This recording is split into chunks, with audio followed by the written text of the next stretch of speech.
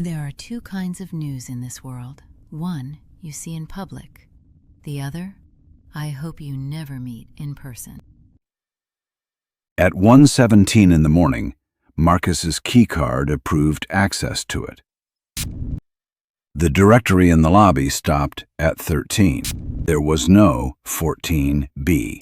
Time, 1:16. The file came in as an access control exception. That is the part people miss when they tell it later. It was not logged as a haunting.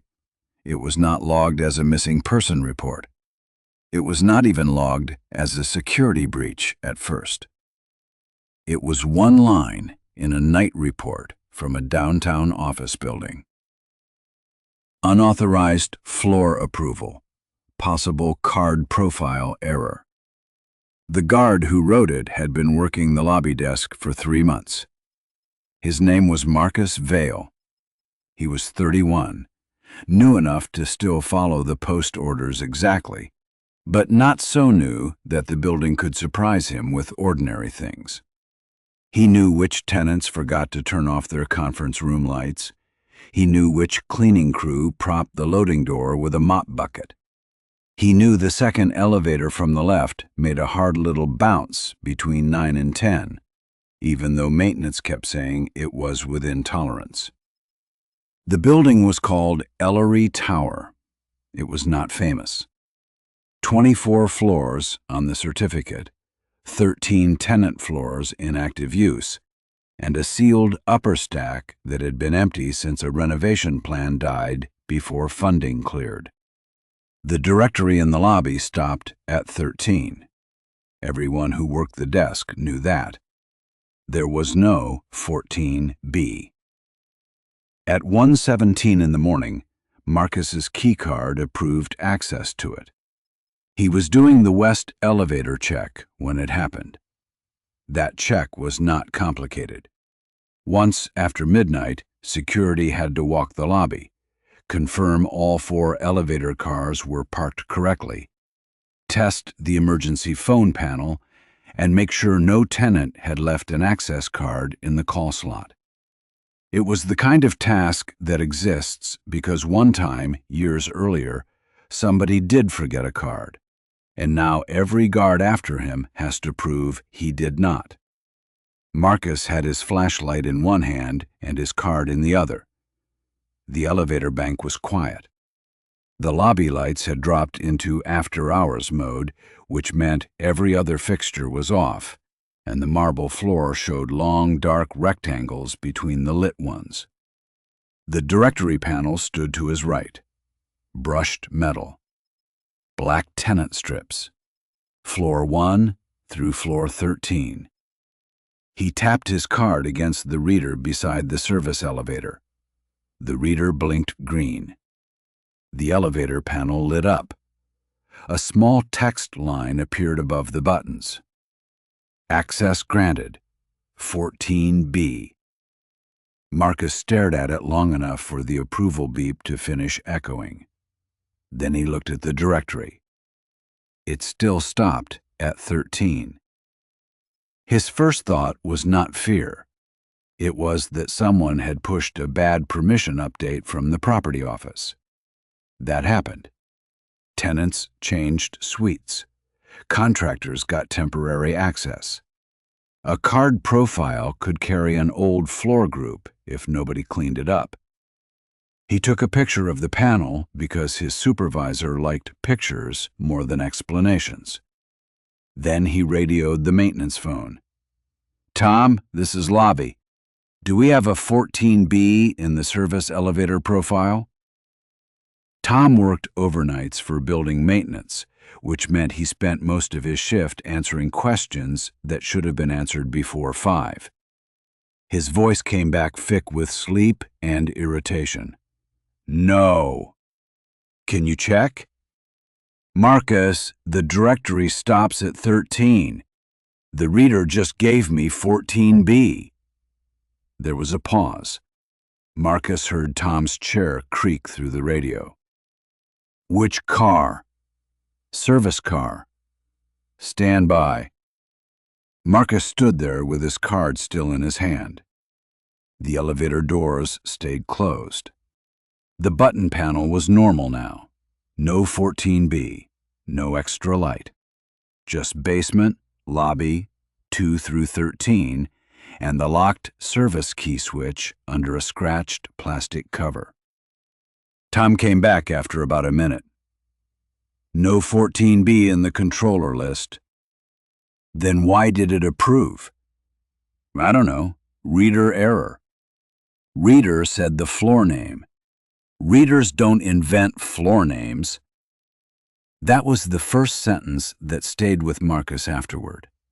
Not because it was helpful, because Tom said it like a rule of the world, and then the night spent the next hour making it sound naive. Marcus went back to the desk. The access control console was an old 2-monitor setup behind the lobby counter. The left screen held camera tiles. The right screen held card events, door alarms, elevator calls, and whatever small problems the building wanted recorded forever. He pulled up his own card activity. The 117 event was there. Cardholder, Vale Marcus. Device, West Service Elevator Reader. Result, access granted. Destination, 14B. The line under it was worse.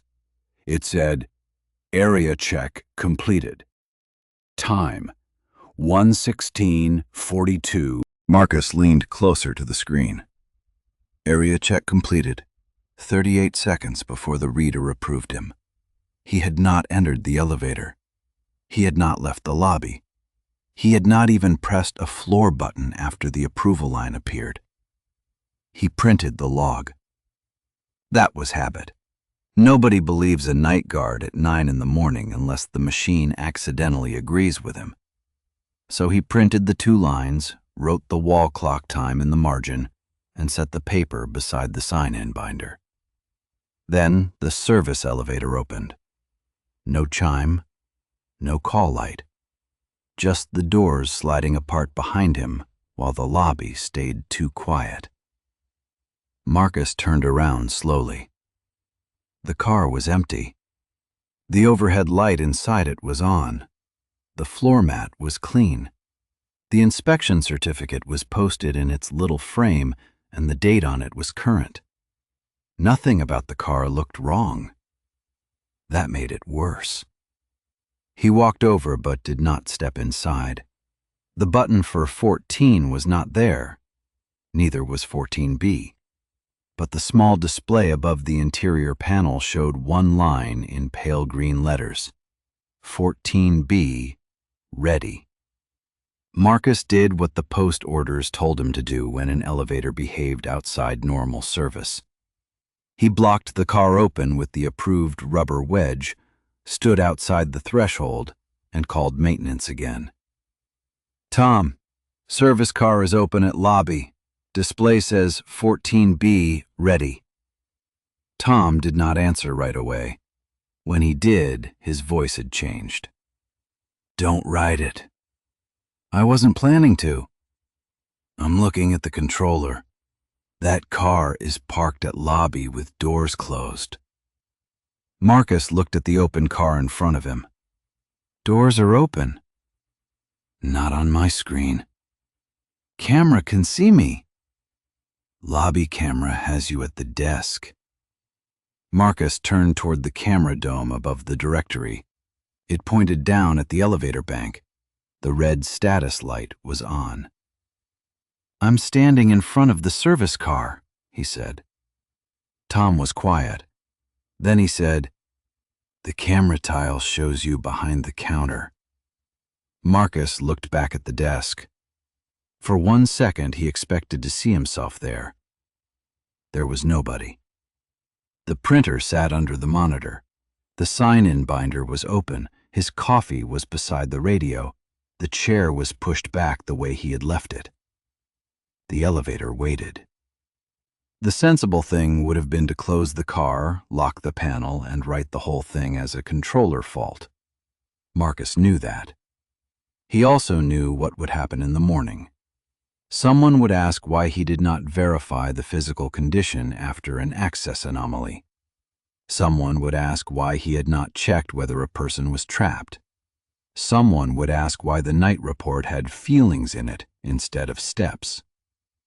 So he took one step into the car. Only one. The doors did not close. The display changed. 14B in service. The elevator moved. Marcus grabbed the handrail with one hand and the radio with the other. "Tom, car is moving." Tom said, "No, it isn't." The car rose smoothly. No bounce between 9 and 10. No cable groan. No normal shudder as it passed the active floors. The numbers above the door did not change. It kept saying 14B. Marcus counted seconds because the display would not help him. At 23 seconds, the car slowed. At 28, it stopped. The doors opened on a corridor that should not have been there. It was not unfinished. That was the part Marcus kept repeating in his later statement. It was not exposed concrete or plastic sheeting or a dead renovation floor. It looked like an ordinary tenant corridor in a building that had never had one there. Gray carpet, frosted glass doors, low ceiling lights, a framed evacuation map beside the elevator turned slightly crooked, a water cooler with one blue cup sitting in the tray. The sign across from the elevator read, "Lorne and Wells Accounting, Suite 14B. Marcus did not know that name. He knew the tenant list well enough to know it was not current. He also knew enough about office buildings to know that old signs stay up sometimes. A company leaves, a lease dies, nobody wants to pay for cleanup, and a name survives on a door longer than the people who worked there. But this did not look abandoned.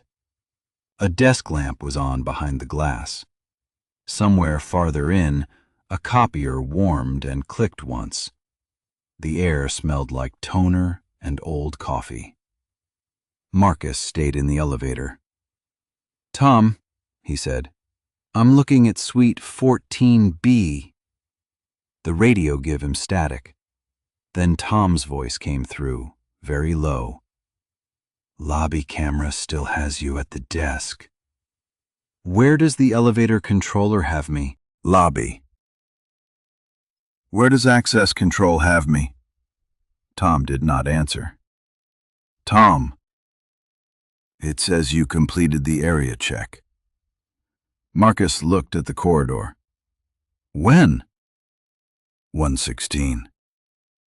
The elevator doors started to close. Marcus put his hand against the edge, and they opened again. That was when he saw the clipboard. It hung on a small hook beside the suite door, the kind cleaning crews use when a tenant wants after-hours service logged by hand. The top sheet was yellowed around the edges, not old enough to crumble, just old enough to have survived too many air-conditioned nights. Marcus stepped out far enough to read it. The sheet had 3 columns: date, initials, condition. Most lines were blank. The last line was filled in. The date was that night. The initials were MV. The condition note said, "Lights left on for morning staff." Marcus had not written it. He took a picture. His phone screen froze for half a second after the shutter sound. When the image saved, the thumbnail did not show the clipboard. It showed the lobby desk, his coffee, his radio, the empty chair. Marcus backed into the elevator. He did not run. He said that too. He backed in because running felt like admitting the floor had rules he did not understand. The doors closed. The car went down. This time the display counted floors normally, 13, 12, 11. By the time it reached lobby, the bad part of him was ready to accept any explanation that ended the shift clean. Bad reader, bad controller, power event, old construction data, anything. The doors opened to the lobby. Tom was standing outside with a tool bag in one hand and his face gone pale in the way people look when they are trying to stay professional because the alternative is worse. "You were gone 8 seconds, he said. Marcus looked at the wall clock. It was 1:43. "No," Marcus said. Tom pointed to the camera monitor behind the desk. The lobby tile showed Marcus sitting behind the counter. Not clearly. The angle was high. The image had compression noise, but it was him, or something shaped close enough to him, sitting in the chair with one hand near the radio. On the live floor, the chair was empty. Tom walked behind the counter and touched the back of it like a person checks whether a stove is hot. "Pull the tenant record," Marcus said. Tom did not argue. They logged into the property database with the night maintenance password. Marcus typed Lorne and Wells. Nothing. He typed Wells. Nothing current. He searched archived tenants. One result appeared. Lorne and Wells Accounting Services. Proposed lease. Status not executed. Floor 14B.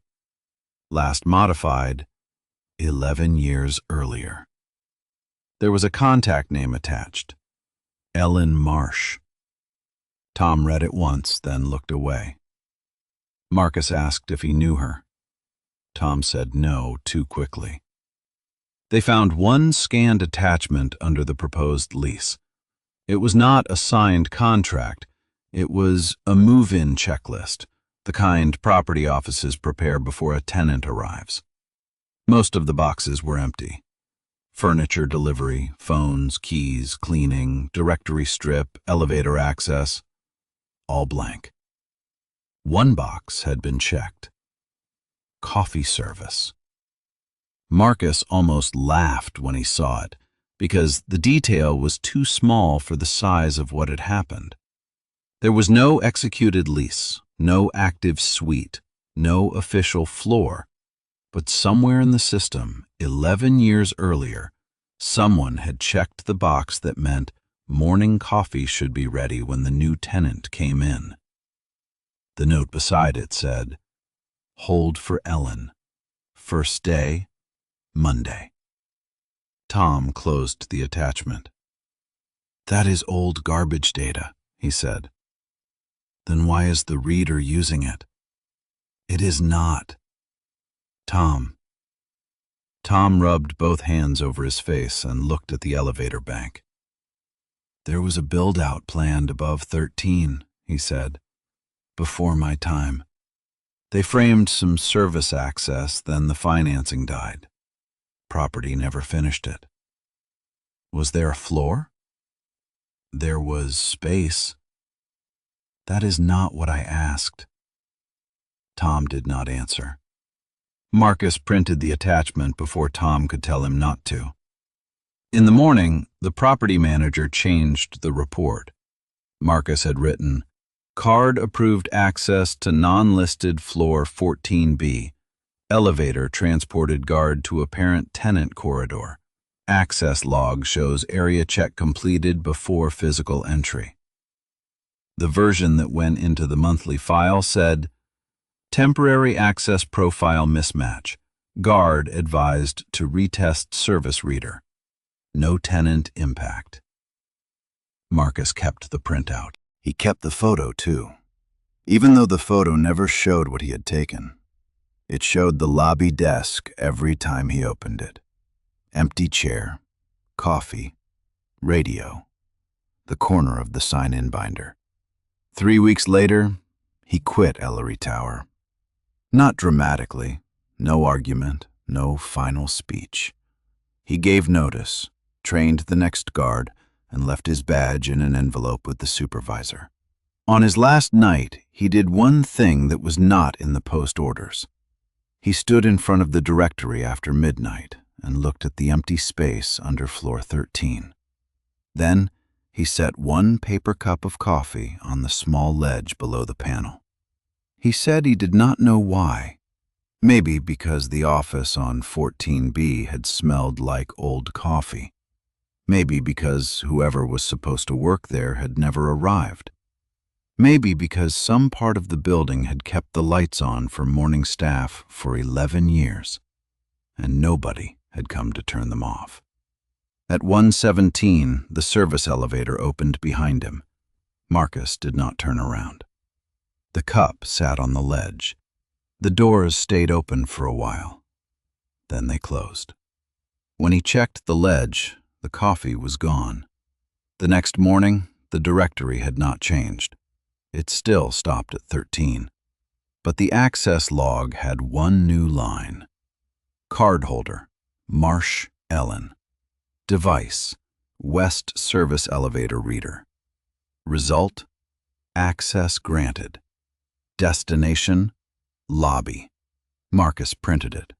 He did not turn that page in. Years later, when he sent the packet to us, he wrote one note across the copy in blue pen. I do not think 14B wanted me. I think it wanted someone to know it had been ready. That is why this file stayed in the archive. Not because a keycard opened the wrong floor. Because somewhere inside a building record, a place that was never leased, kept making coffee for people who never got to work there. And because one night guard, following the rules a little too carefully, became the first person in 11 years to answer the door.